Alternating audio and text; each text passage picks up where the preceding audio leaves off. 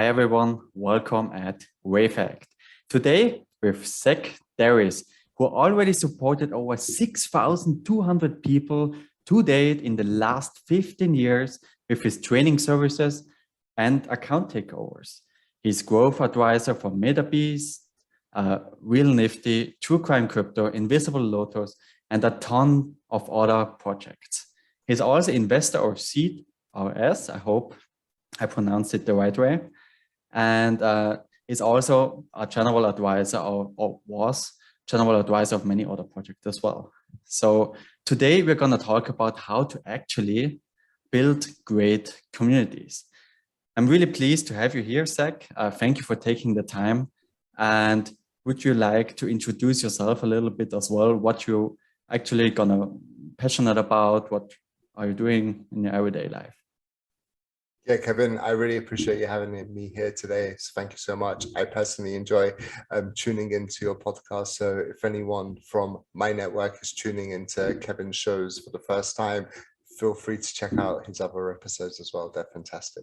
I love communities. I've been building communities for as long as I remember, from school, then into my professional life. And I just really enjoy communicating more than anything, because growing up, I had a speech impediment. I couldn't even say, hi, my name is Zack, right? It would always come out with like, hi, my name is Zack. And about 50% of that right now was organic, because it comes out, it triggers it.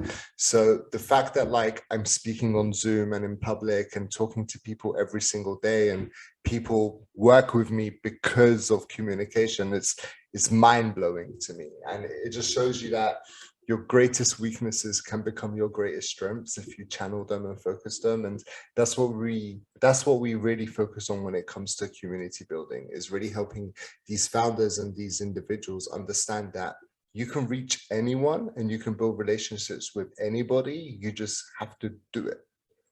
Yeah, definitely. Your network is a network, as a popular saying stating it, right? So as you are heavily invested into the community space, what would you say actually makes a great community? What are the factors for that? It will be the energy, the passion, and the collaboration, right? So I'll touch on all three of them. The energy always has to be right. If people are just going into the community and they're just like GM, like good morning, good night, and stuff like that, it's fun to begin with, but then it kind of like gets boring, right? Like there needs to be constant hype in a positive sense, like people talking about themselves, talking about their personal lives, talking about the projects, right?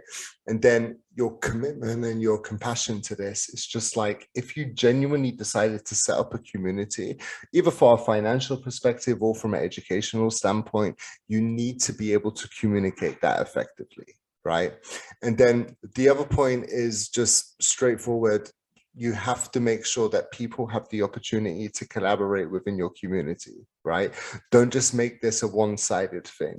Give people the opportunity to go into your community, meet other people, talk about their projects, give them a platform, because your community is your business, right? And if you're going to grow, your community is going to grow as well. So let them share that light. Yeah.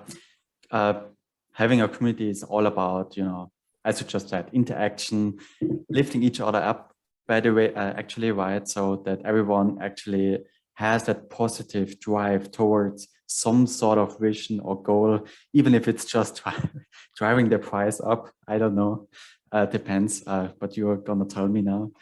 Yeah, I disagree with that. It's like the community essence itself shouldn't have anything to do with the financial incentive, right? That should be the bonus, right? By being able to have these ongoing new relationships with people, that should drive your community.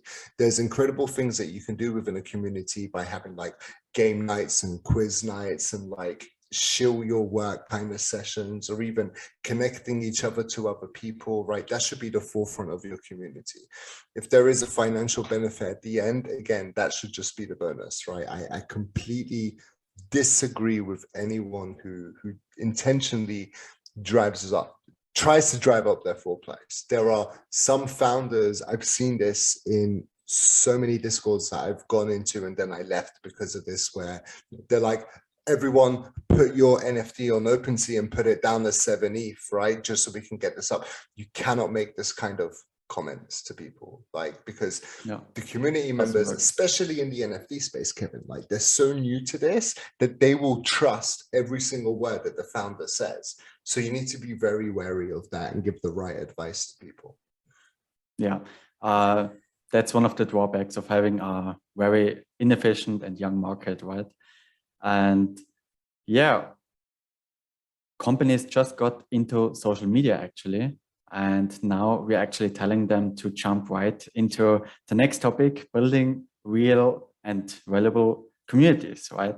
So for companies always will ask, why should I care? Why should I now jump on this new trend? Even if it's Web3, and that's probably how things are done.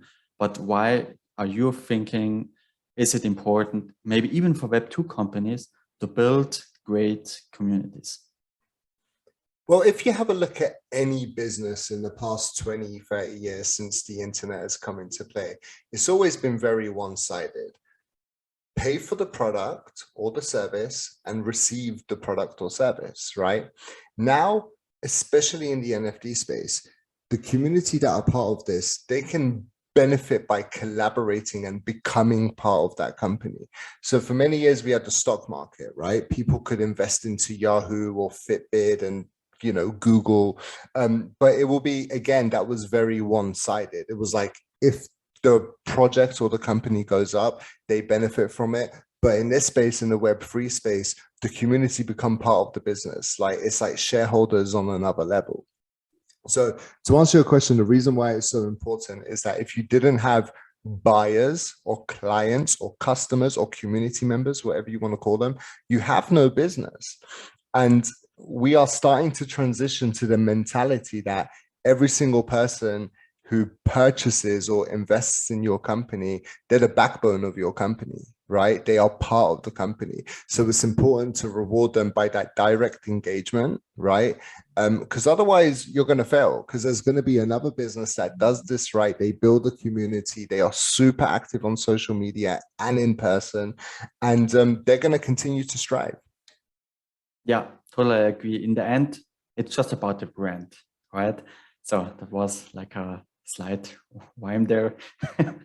I'll touch on that quickly, right? So please. People always think that people buy products and people buy services. This isn't true. People buy people. That's the number one reason why I make business and why my team is so successful in Zack Deris Training Services, our growth agency, because what we specialize in is improving our personal brand to begin with. And then the company comes. First you, then the company. This is so important. In all of the content that I produce, I rarely, if not never, do I talk about our business and talk about our services. I talk about personal content. I talk about the industry. I talk about educational and entertaining things. And because people see this, they engage in this, then they'll go to the LinkedIn profile, for example. They'll have a look at what your offering is. And because you were able to emotionally, like, entertain them or like provide them some kind of good information, then they will make the decision without being sold to if they want to work with you. So always focus on building your personal brand first. Yeah, people definitely hate it. I think the last 10 years have shown that people hate it if they have the feeling that someone tries to sell them something. You know, that's an instant block for many people, including me. And yeah, definitely, if you have a great brand, if you provide value where you can, basically, right? You do this all the time. I see your post. That's amazing. And people recognize that. People have a positive emotion towards your personality or company brand or whatsoever. And that motivates them to actually either join your community or actually buy your product. And that's just an amazing thing. And as you said, being part of this movement with the NFT space right now, that's just crazy. And yeah, love this. So we just talked about how or what are actually great communities? Where do you think is this trend coming from? You know, we have now NFTs, we had marketing, we had social media before, we actually also had communities before, but why is this big mind shift coming now? It's always been there. We didn't realize it, right? And I really would like to, in a positive sense, right, like talk about the lockdown of 2020, right? So it was completely unexpected, right? We didn't know. Since November 2019, there was like talks of COVID coming out and like how it's going to affect us. But then when it came to March 2020, I remember I was on my computer. I think it was like a Thursday. I did my normal amount of work. Then the next day I got up in the morning and it was just news everywhere. We're going into lockdown. This is crazy. And people started connecting with everyone a lot more, right? They started getting on Zoom sessions a lot more together. They started to watch Instagram lives a lot. Clubhouse kicked off, right? Then we had Twitter come out to play. And then very slowly in 2021, we had audio for LinkedIn. And people started collaborating because there are so many people in the world who they were put into lockdown individually on their own, right? They weren't able to go and see their friends or family or people in the real world. They had to just stay at their desk or on the sofa, right, on their phone, and then talk to many people to stay sane, right? Because we all live for each other. Human interaction and human connection is what keeps us all human at the end of the day. So where does it all really come from? It was a matter of when you're in like your darkest moments, right? You look for things to inspire you and entertain you, right? And it always comes from other people, right? We don't get inspired by just having a look at the phone and just on a blank screen, right? Like you either watch your Netflix or you tune into YouTube, you see other people creating, right? And then by actually having these environments where people can collaborate and speak to each other, you're bringing the best out of each other. You're giving them value.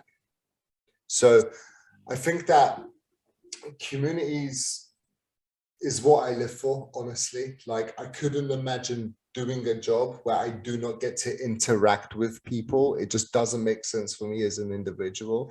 And if you think about the fact that, I want to get these stats right, but there's at least 4 billion people on the internet. 1 million people know about cryptocurrency and blockchain, right? Probably about 900,000 of them know about NFTs, right? We're super early. I could be wrong. I think them stats are right. Am I wrong? I don't know. I don't have the stats as well. I think it's right. I think it's right. We will fact check it and put it in the comments, right? Just to be sure. Yeah. But on that point alone, we're super early to the space, right? And the only way that we're going to continue growing this space is through these communities, by allowing people who were at first a community member, educating them to a point where how we manage to grow this community, they gain this education from the community, then they can go off and build their own community. Yeah, that's just amazing.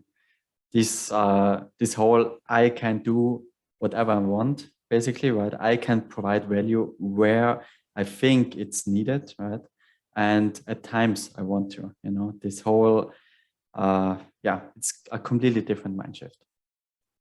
And what would you say? I think that's now the most important question for most people watching this, how to actually grow now a community from zero, from starting point, nothing, you know? Okay. Grab a pen and paper because this is actually vital, right? The first thing that you want to do is spend at least 50 hours as a minimum getting involved in other communities. A community could be on WhatsApp, could be in Discord, could be on Telegram, could be on an Instagram group chat, or now Twitter actually have communities as an additional tab, right, on their platform. But participate, ask questions, pay attention to every element of the community. So in the Discord, right, you go into the Discord and you see on the left-hand side, there's so many different channels. Get involved in every single channel and read what's going on, right? Take a look at the layout and the format. Speak to people. That's the next thing. The more people you can speak to who have successfully built a community, the more that you can learn, right? You can go onto YouTube, you can go onto Google, and you can write very simple questions like, how do I launch an NFT community? How do I start a community, right? How do I blow up my Discord, or how do I blow up my Twitter, right?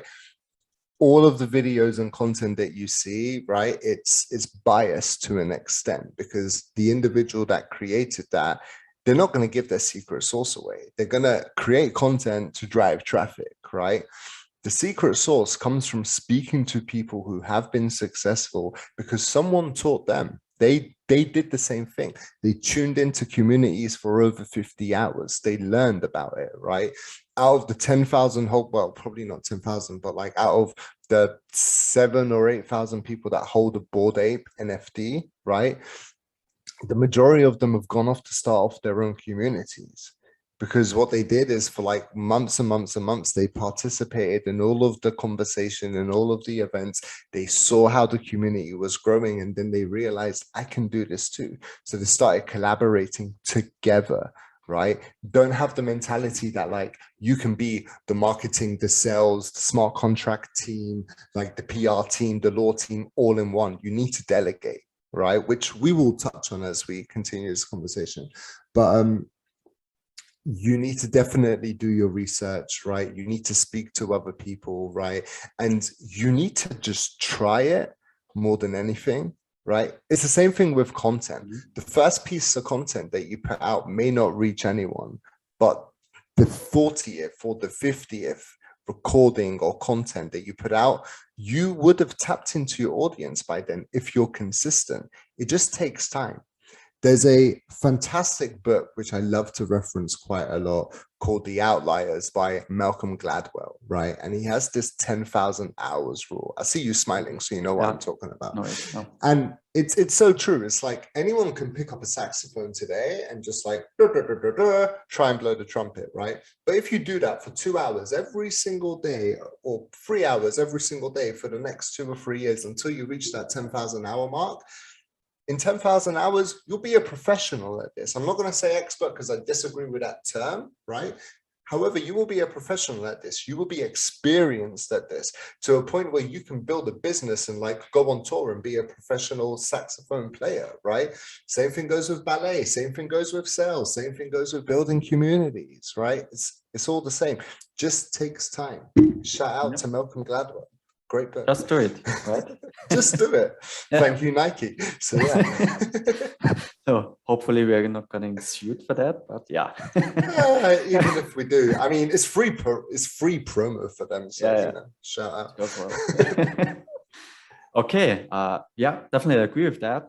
And I'm quite sure you don't give your secret source now as well.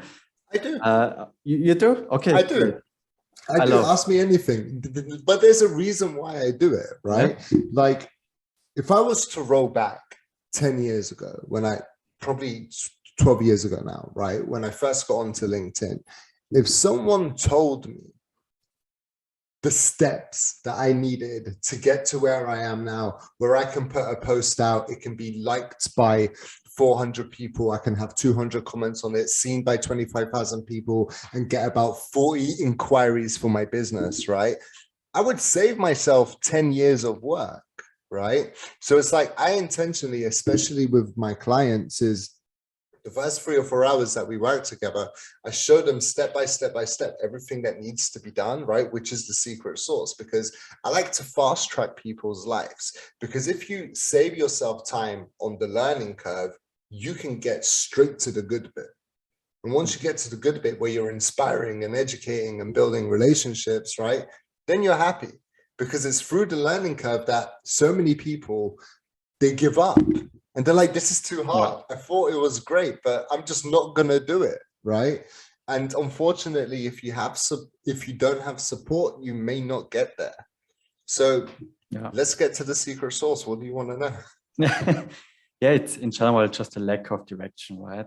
So I'm not sure, do you have any concrete or specific strategies you want or can share with the audience? Like how to actually when it comes to building communities? Exactly, yeah. Okay. As I said earlier, personal brand is the #1 thing, right? So you want to make sure that you have a very dedicated list of people that you believe that would buy into your community.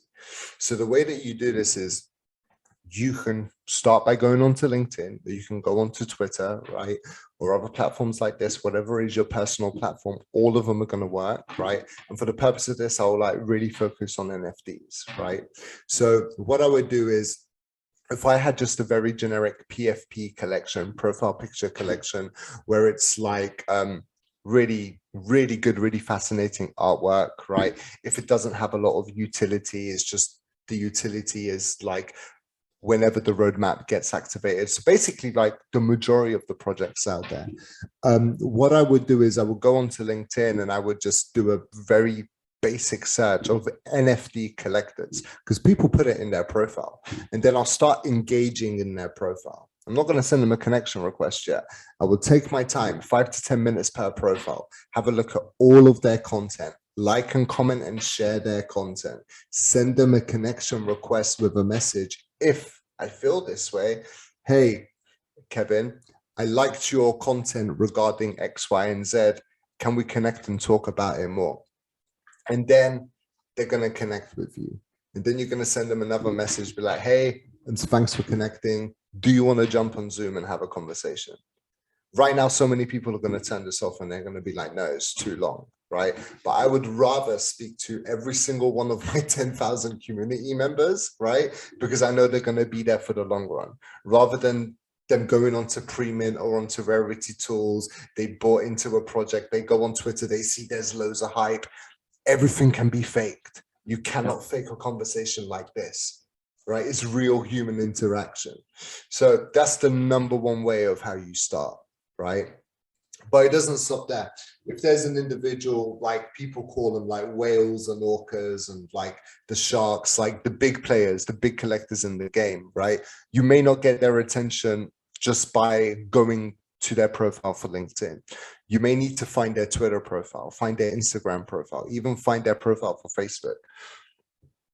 And then you send them a message and you're like, hey, we connected via LinkedIn, or I'm trying to connect to you via LinkedIn, but I see you're more active over here on Twitter. So I'm going to check out your content, check out their content, and then ping them another message. Like, I prefer your content over here. Bring more of this stuff over to LinkedIn, right? Give them a little bit of advice in a positive sense, right? And then even if that doesn't work, go to their other social media profile, right? Like, I'm not active on Instagram, but there's people who have paid attention to me talking about these kind of things, and they weren't able to reach me on Twitter. They weren't able to reach me on the LinkedIn platform, but for some reason they pinged me a message on Instagram, or they told a person that I'm connected to ping me a message, right? They're thinking outside of the box. Yeah. And then they'll reach your attention, right? So yeah, for sure. Like, you have to start by engaging with people one-on-one. That's the number one way. But you can't do it alone, right? This is so important. If you're going to successfully, absolutely, man. If you're going to successfully build a community, you need to have the right kind of teams and the right kind of the departments, right, to ensure that you can successfully grow. So whenever a client comes to us, we support with the white paper development, the roadmap development, the community growth strategy. We map this out for them completely, right? But there's two areas that I have strategic partners for, which we could do internally, and we could build a team around this, but this would just be an additional service. So I go to specific companies that like I trust more than anyone else. So I have a content creation company, the Storytellers. They do a fantastic job of what they do. I take on the client, we build out the community growth roadmap, we bring them in, they build a content strategy, the video, the posts, the images, the storytelling, and then we bring in a community management firm, right? So people who can put like chatters, engagers, moderators inside the Discord or Telegram to keep the conversation going, because the community management team cannot grow your community. They can do outreach and tell people, come over to the community, get a spot on the whitelist, allow list, green list, whatever you want to call it, pre-sale list, right? But then because they have not been actively engaged, they'll go in, they'll get the giveaway or the freebie, but then they'll leave and they probably won't buy into the project, right? Yep. But what they do a fantastic job of is keeping that hype and engagement sustainable inside the community. And it's essential that you have every single team or individual have their own direct tasks. Yeah, that's super important. Regarding the moderators, first of all, I definitely think they're heavily underestimated. I think they're one of the most crucial parts to actually sustain your community, which is oftentimes from, you know, from an outside perspective, I'm a smart contract dev.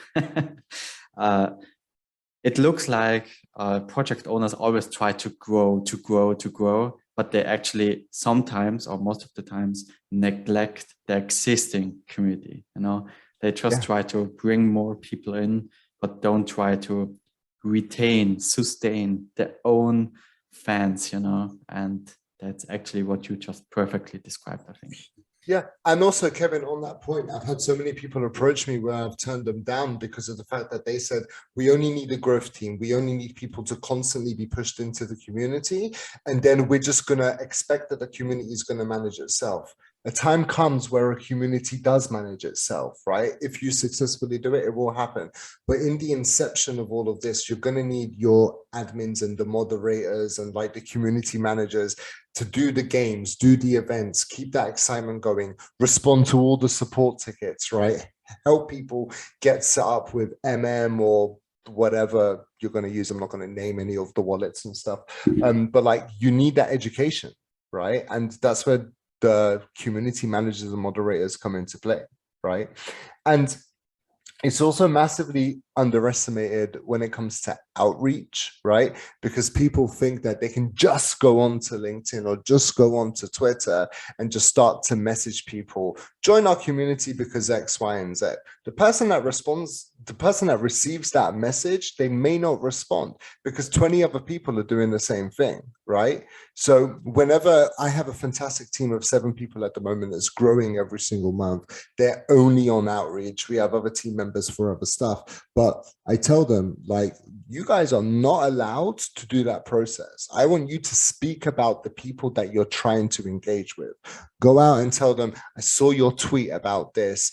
You're obviously in this community. What do you like about this community? Pull from them. Get them to sell our outreach team on the community that they retweeted, right? Then join that community. Then go back and tell them, I'm really happy that you spoke to me because I love this community. You've built a relationship. You've added value. Yeah.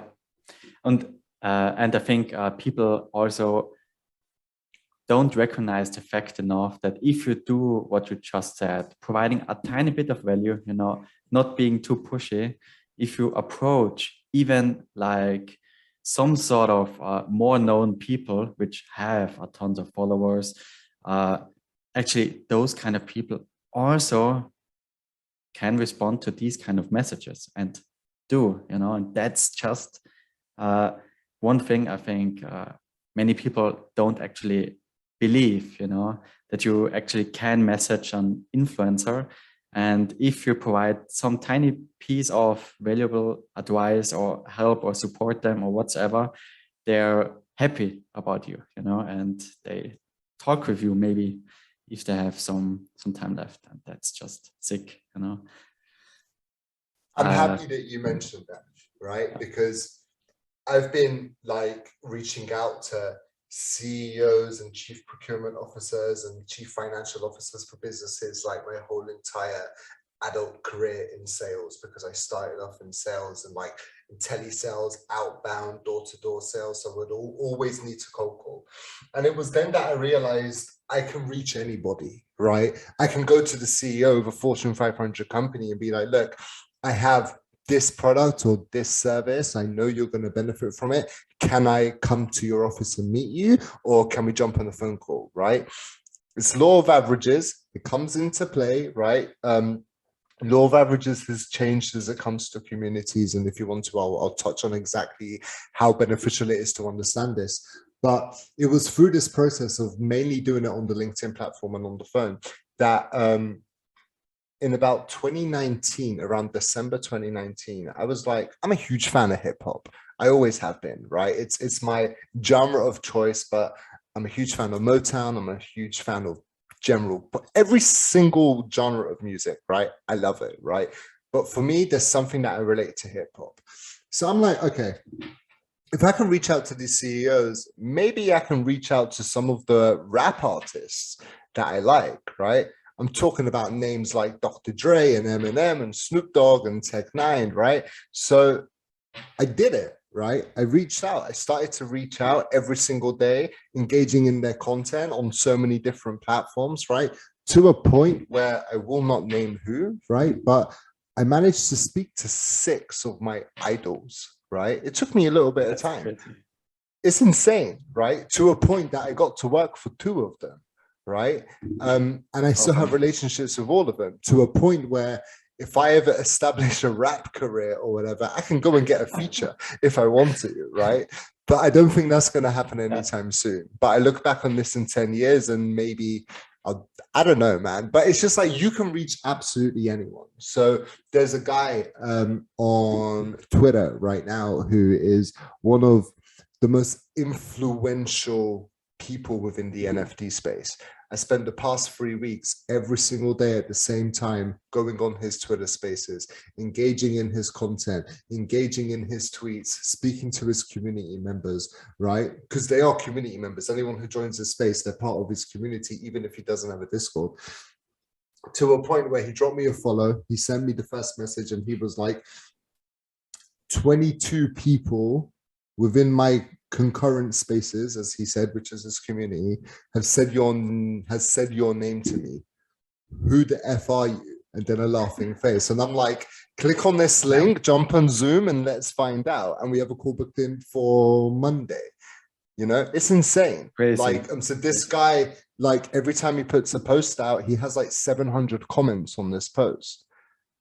You know, and you can reach anyone.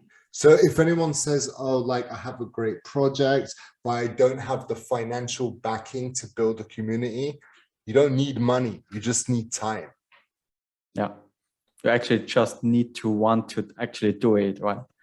And what I find interesting, even people like CEOs like Gary Vee, I think you know him.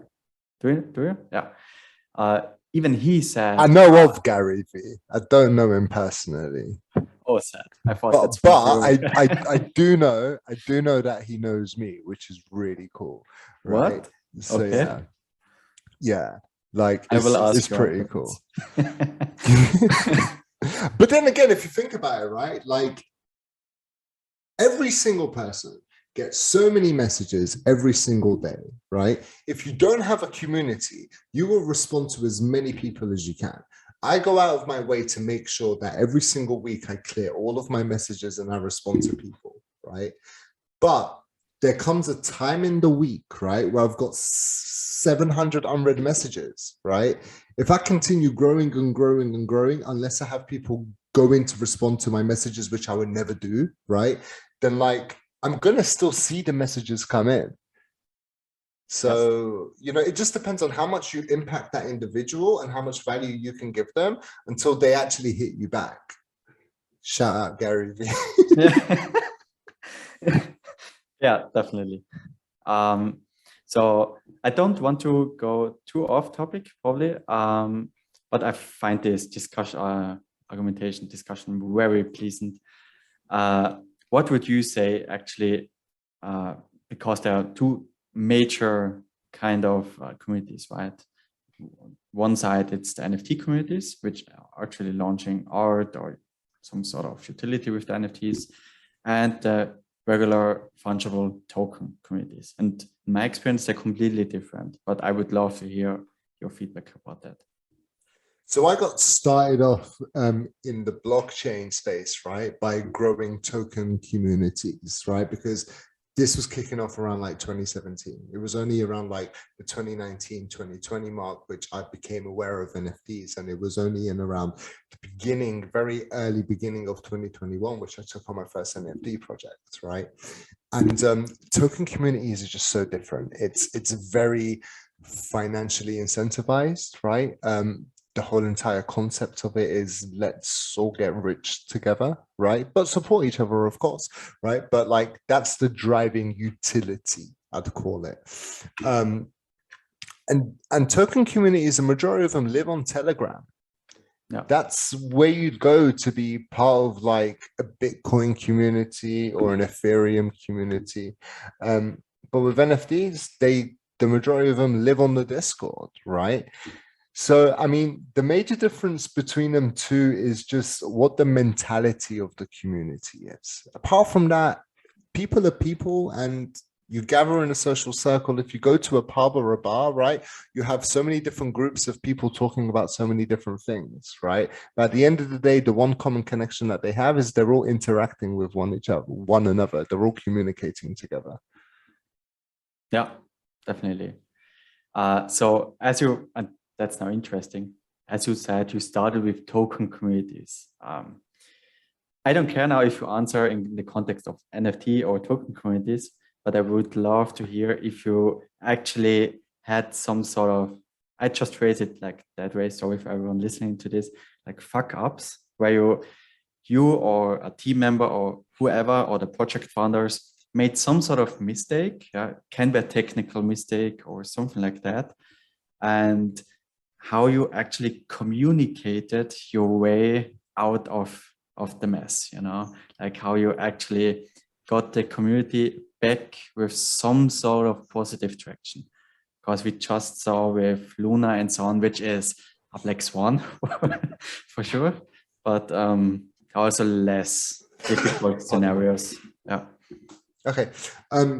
I'll give an example, right? But I'll be extremely vague about it. Yeah. Okay. But whoever wants to like connect the dots, then feel free to. There was a project that I came on as a growth advisor because they had a successful token community on Telegram, but they were transitioning over to NFT. So the token was going to stay the same, but they were also creating an NFT collection.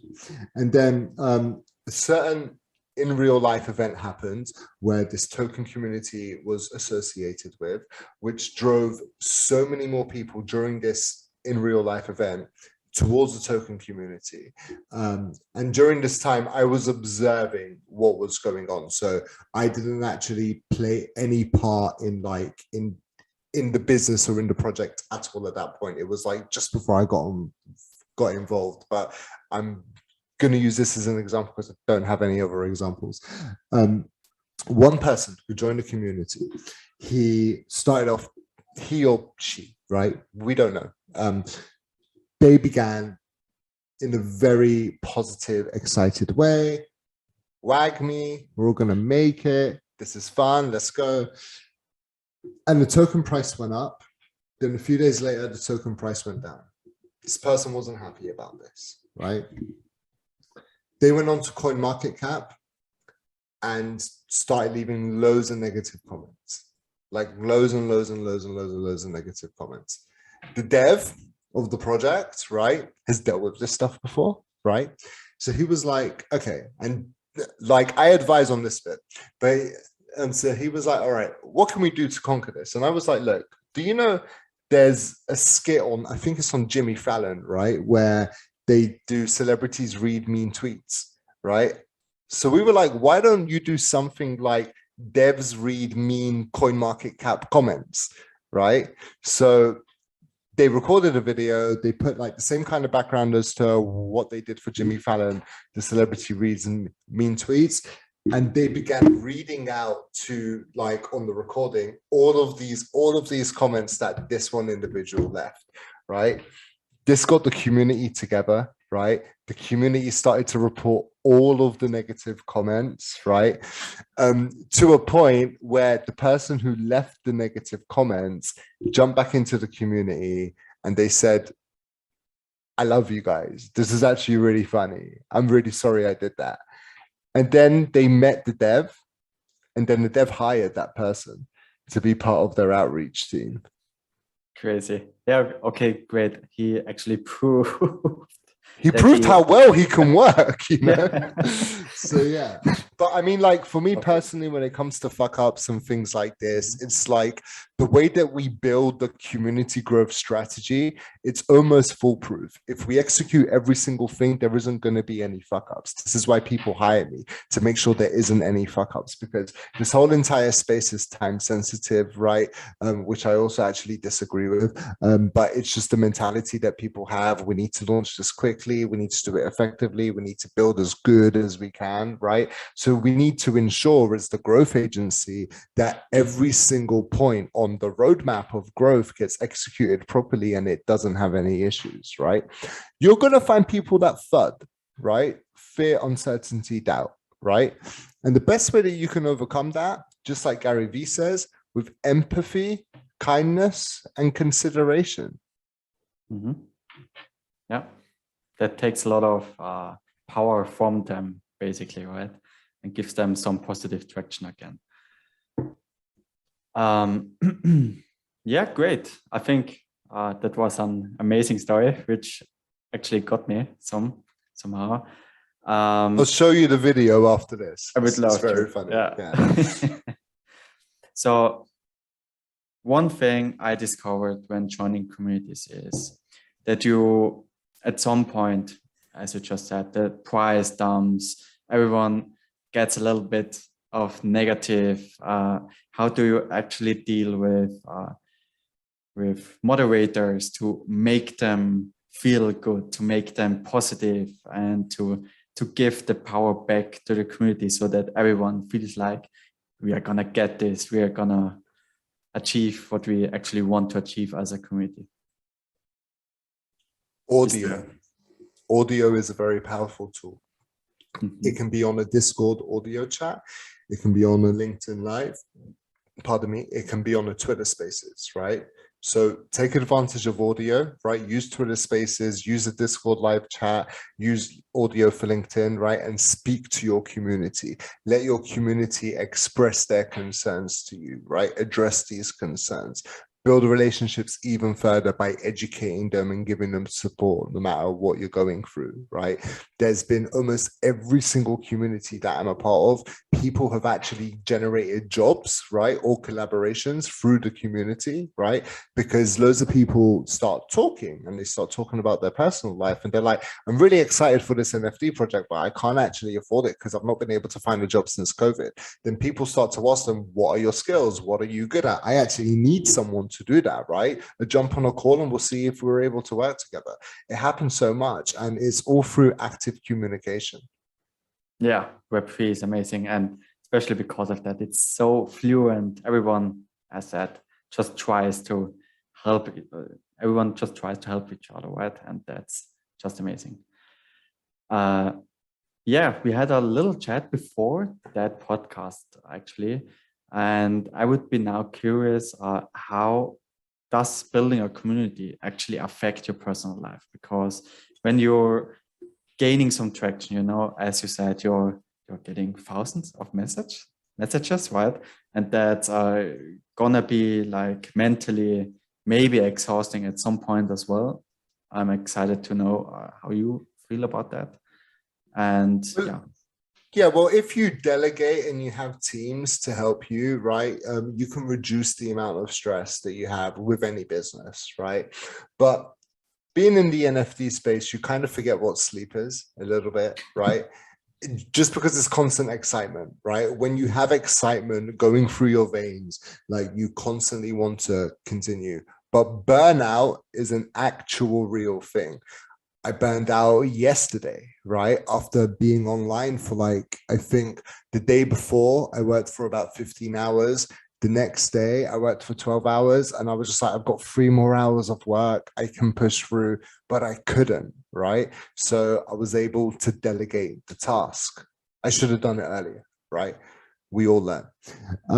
But it happens. And the effects it has on your personal life is you kind of lose appreciation for reality a little bit, right? Because you're on the computer so much, right? Because this is where your community is, right? So I've made a rule a few years ago that I never work on the weekends, and people are like, but I don't know if you're going to be able to do the job then. And I'm like, just see what we do every single day, right? I reward myself and I reward you by me not actually being on work on the weekends, because come to Monday, I've got full energy again, right? On the weekends, I make sure that I put my phone inside a drawer, right? If anybody needs to contact me, if it's urgent, like my family and my close friends, they know, call my partner's phone, right? And I will take the call. But honestly, like the phone, the laptop, it's off, right? There are times if we're going through a launch, or if we're going through a PR campaign, right? Or if we have an event that can only be done on the weekend, of course, right? But then I'll compensate by taking some hours off during the week, right? It took a long time for me to realize this, because growing up, I was like, I can work harder, faster, stronger than the person to my left just to be noticed. So I'm just going to push, push, push, push, push. But at the end of the day, if you continue like this, a time will come where you burn out. So the biggest the negative effect that it can have on your personal life is that you will lose track of reality and you will burn out, right? So just really manage your time effectively. Break down at the beginning of every single day what you're going to do. Make your tasks realistic, right? Make them achievable, right? Make sure you have weekly or daily catch-ups with your team and you're aware of what all of your team are doing. Support them, right? We all have personal issues that come up, right? Prioritize your personal life over your business life, definitely, right? That's important. Yeah. And just like be excited, right? Because at the end of the day, if you're a founder of an NFT project or a token project, or even if you're a community member, you're unique in your own way and you have your own contributions. Appreciate that, take advantage of that, and just don't stop pushing. Yeah, there's a huge difference between being busy and actually being effective, right? And that's huge. Yeah, that's massive. It's so massive. It's like when I have a look at how many hours I work every single day, right? If I'm going to break it down, 2 hours a day could be training a team, right? 4 hours a day could be having 1 hour conversations with a few of my clients, right? Another 4 hours of the day could be me manually actually doing work. Another 2 hours of the day, I would be hosting events or participating in events, right? Another few hours of the day, I will be actually closing partnerships for my clients, right? And I'm only able to do this consistently and effectively because I write down at the beginning of every single day in my calendar, right? I break down, and I like to break it down into 20-minute increments if I can, right? The training sessions and stuff, they're about an hour long, so you can't break that down. But I make sure I break down absolutely everything. And that way it's effective, right? And one thing I've learned by Eminem, I don't know Eminem, but I watched an interview where I think it was Akon, the rap artist. He spoke about this, and he was like, I went to Eminem's recording studio for like a few days to record a song together. And then around, I think it was on the first day, he arrived around 4:45 p.m. And then, so Eminem arrived at 4:45 p.m. and then Akon began to tell him all the things that he was recording and all the things he needs from Eminem. And Eminem's response was, okay, cool. Sounds good. I'm going to do that at 9 a.m. tomorrow. And he's like, but I just arrived here, right? And he was like, yeah, it's almost 5 o'clock, right? My day's over, right? And then he was just like, what? Like, we're here to record together. And he's like, yeah, man, from 9 to 5, right? We work. After that, I have daughters, I have a family, right? He's so high up. He's made so much money and has impacted so many people, but he has a religious work ethic, right? And then they continue to go on to say that the next day from 9 till 11:59 a.m., they worked, right? And then as soon as it hit 12 o'clock, Eminem said to Akon, all right, cool. I'm going out for a lunch break for an hour. Is there anything that you want? And Akon turns around and he's like, but dude, we've only worked for 3 hours. And he's like, yeah, man, I need to take a lunch break. I need to go out and eat. And then he goes for exactly 1 hour, right? He comes back and then he continues for another 4 hours. It's insane, right? And by actually having a schedule where you treat it like a 9-to-5 job, right? Obviously in the NFT space, we call it a 12-hour job, right? you'll be much more effective and you'll appreciate the work that you do, because some of the most creative ideas that you have is not when you're creating, it's when you're not creating. Yeah, yeah. That's, I think, just as the saying, when you're under the shower, basically, you get the best ideas, right? Or during the workout or something like that, right? Definitely agree. Amazing. Last question. And I think that's going to be funny. Do you have any exciting, crazy, funny, whatsoever stories you want to share or can share? I kind of shared one earlier about like the Jimmy Fallon tweets, but I'm inspired by hearing other people talk, right? So I'm going to make you a little bit uncomfortable, and I'm going to flip this on its head, and I'm going to ask you, do you have any exciting or funny stories that you want to share? Related to what? Related to NFTs and communities. Good question. Basically, I always was more involved into token communities because I own a lot of NFTs as well, but my mindset belongs more to the token communities from the thinking. So cool. But it depends. Okay. Like I have my story now, right? You've given me enough time to think, right? Because every single day, so much happens, right? That like all days blend into one. But this happened a few days ago, and it's pretty fresh in my head. I finished work around 3 a.m. in the morning, and then what I like to do before I go to sleep is just respond to all my messages, respond to my comments, right? I've done my tasks for the next day. I do them on the night, right? So the last thing I like to do is obviously like respond to anything that I can until I fall asleep. I jump on Twitter, and then I see like the people that I normally engage in, they're not hosting any Twitter spaces, which they normally do at that time. They're not putting out any content. And I'm like, what's going on?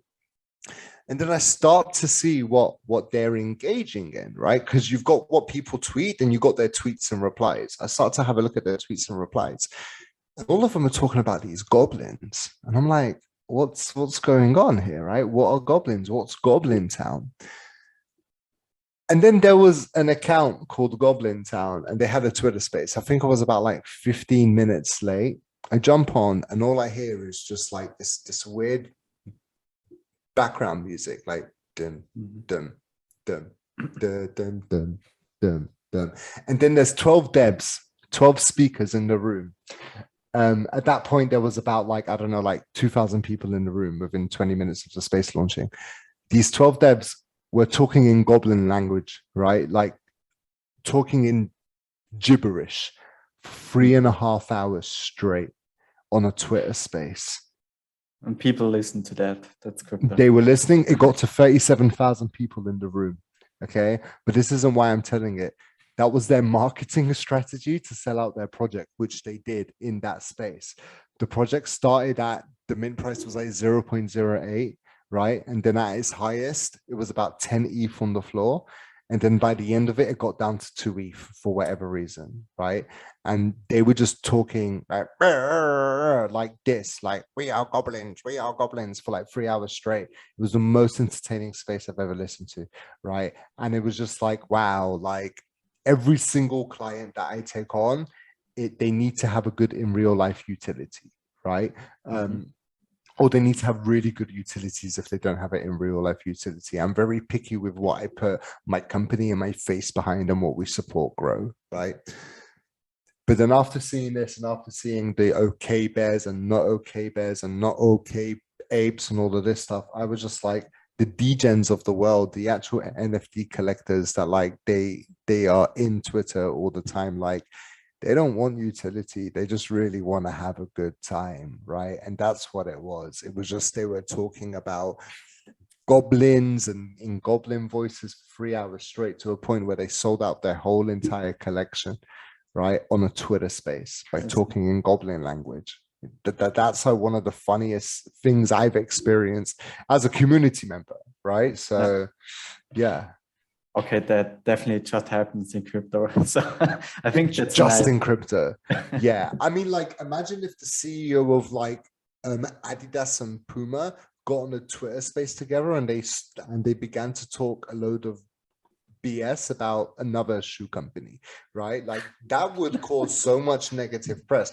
But in the NFT space, right, that's what apparently sells your project. I would not advise anybody do that, right? But it's just like, go check out Goblin Town on Twitter and just have a playback of the space if you really want to. It was so funny. It was quite entertaining.